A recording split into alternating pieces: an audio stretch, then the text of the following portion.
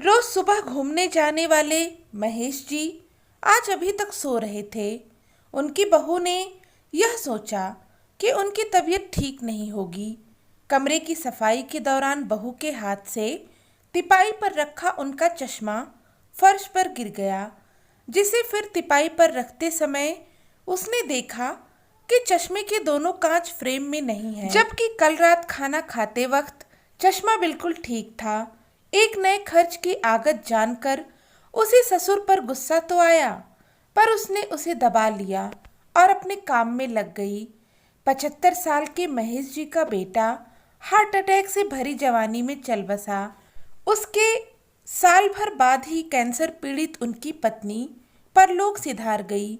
उसके इलाज पर उनकी सारी जमा पूंजी खर्च हो गई और वे गरीब की श्रेणी में आ गए। रह गई विधवा बहू और वे।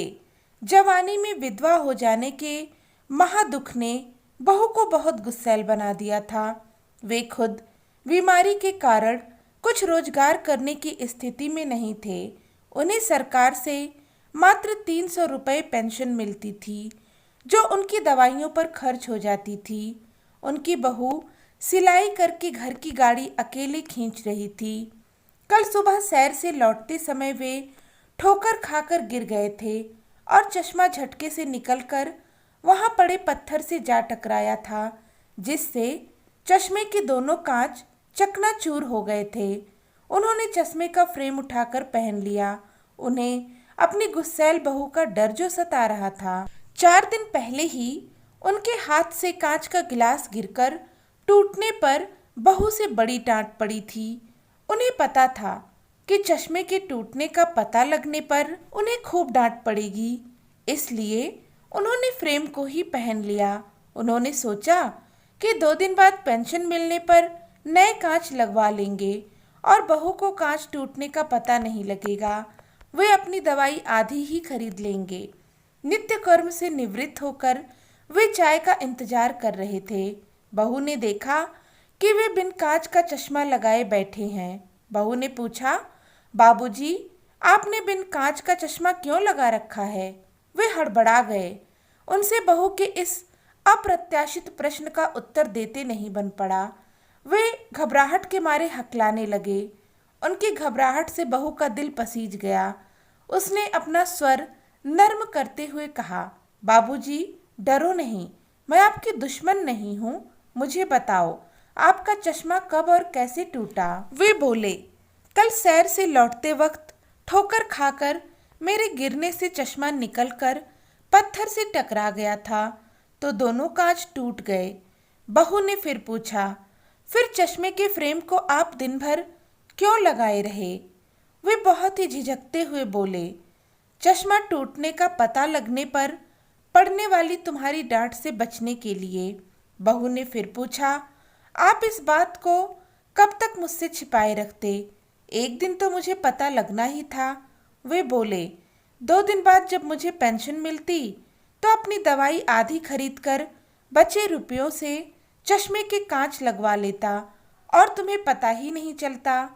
उनके मासूमियत भरी बातें सुनकर बहू भावुक होकर उनसे लिपट कर बोली, अरे, आप मेरे से इतना डरते हो? मैं तो आपकी बेटी जैसी हूँ। मेरे पिता इस दुनिया में नहीं हैं। अब आप ही मेरे पिता की जगह हैं। इस घर में हम 2 ही तो प्राणी हैं। यदि हम एक दूसरे का दुख सुख नहीं बांटेंगे तो हमारा जीवन कैसे बीतेगा? बहू का यह दयालु रूप देखकर उन्होंने कहा, तुम मेरी बेटी जैसी हो, मैं तुम्हारे पिता जैसा हूँ। पिता अपनी बेटी के भविष्य का भी ख्याल रखता है। बेटी, मेरे जीवन का संध्या काल चल रहा है और मैं बीमार भी हूँ। मेरी मौत कभी भी आ सकती है। मैं तुम्हारे पिता की हैसियत से तुम्हें दूसरा विवाह कर लेने की नेक राय देता हूँ। बहू प्यार भरे गुस्से से बोली, मैं इतनी भी स्वार्थी नहीं हूँ कि अपने सुख के खातिर अपने पिता को इस हाल में अकेला छोड़ दूँ। वे बोले, इसका मतलब यह हुआ कि यदि विवाह के बाद तुम्हें मुझे छोड़ना नहीं पड़े तब तो तुम्हें दूसरा विवाह करने में कोई ऐतराज नहीं है। बेचारा विनय मुझे कई दिन से तुमसे विवाह की बात चलाने को कह रहा था, पर तुम्हारे गुस्से के डर से मेरी हिम्मत ही नहीं हुई। बेचारे के माँ बाप व पत्नी की मृत्यु पिछले साल तीर्थ यात्रा से लौटते समय एक सड़क दुर्घटना में हो गई। वह तो बच गया और उसका दुधमुहा बच्चा भी। तुम अगर विनय से शादी कर लोगी तो बेचारे बिन माँ के मासूम बच्चे को माँ की ममता मिल जाएगी और तुम्हें और विनय को नया जीवन साथी। विनय मुझे भी रखने को तैयार है। बहू बोली, अब जब आप मेरे पिता बन चुके हैं तो आपकी अवज्ञा मैं कैसे कर सकती हूँ। पहले अपने इस टूटे चश्मे का कांच तो लगवाओ। उसने उन्हें 100 रुपए देते हुए कहा। उन्होंने कहा, मैं कांच डलवा कर विनय को यह खुशखबरी सुनाने तथा विवाह की रस्म आज ही पूरी करने के लिए कहता हूँ और आते वक्त शास्त्री जी को भी बोल देता हूँ। शुभ काम में देरी क्यों। रमेश जी ने अपने समधन शांति जी को भी बुलवा लिया। शाम तक विवेक अपने बच्चे के साथ पहुंच गया। समधन और शास्त्री जी के पहुंचते ही शादी की रस्में बिना किसी तामझाम के घंटे भर में संपन्न हो गईं। शास्त्री जी ने सगुन के तौर पर केवल 11 रुपए ही दक्षिणा ली। यह कहकर कि यह आदर्श शादी करवा कुछ पुण्य उन्होंने भी तो कमाया है।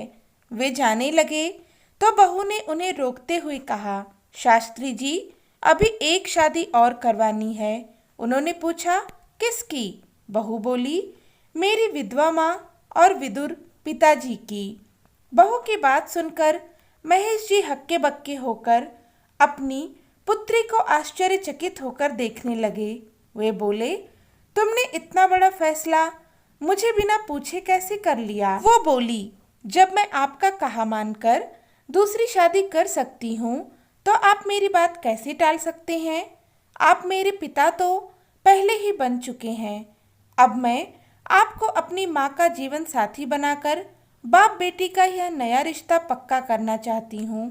वे बोले, पर अपनी माँ को तो पूछ लिया होता कि उसे यह शादी मंजूर है या नहीं। वो बोली, यह मैं आप सबके सामने अब पूछ लेती हूँ। वो अपनी माँ से बोली, माँ मेरे सगे पिता तो अब मुझे नहीं मिल सकते। क्या तुम यह शादी ना करके मुझे नए पिता के प्यार से वंचित रखना चाहोगी। माँ भावुक होकर बोली, बेटी तेरी खुशी में ही मेरी खुशी है। मुझे मालूम था कि तुम्हें मेरा अकेलापन खटकता है, पर तुम मजबूर थी। आज तुम्हें मेरा अकेलापन दूर करने का मौका मिल गया। तुम दुनिया की पहली बेटी हो जो अपनी माँ की शादी करवा रही हो। तुम अपने नाम के अनुकूल दूजों को खुशी बांटती हो। माँ के इतना कहते ही वह खुशी के मारे बच्चे की तरह उछल पड़ी। उसने अपनी माँ का हाथ अपने पिता के हाथ में देकर उन्हें शादी के रस्म हेतु बिठा दिया। घंटे भर में वो दूसरी शादी भी संपन्न हो गई। जब शास्त्री जी दूसरी शादी की दक्षिणा लिए बिना ही जाने लगे तो उसने कहा, शास्त्री जी दक्षिणा तो लेते जाओ। शास्त्री जी बोले, एक शादी पर दूसरी मुफ्त। और उनकी इस बात पर दोनों नवविवाहित दंपत्ति खुलकर हंस पड़े। बहुत समय बाद उन्हें यह हंसी नसीब हुई थी।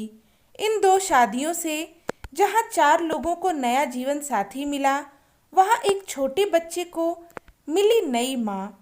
बच्चा वैभव अपनी नई माँ की गोद में बैठकर मीठी तुतलाती बोली में बातें करके सबको खुश कर रहा था।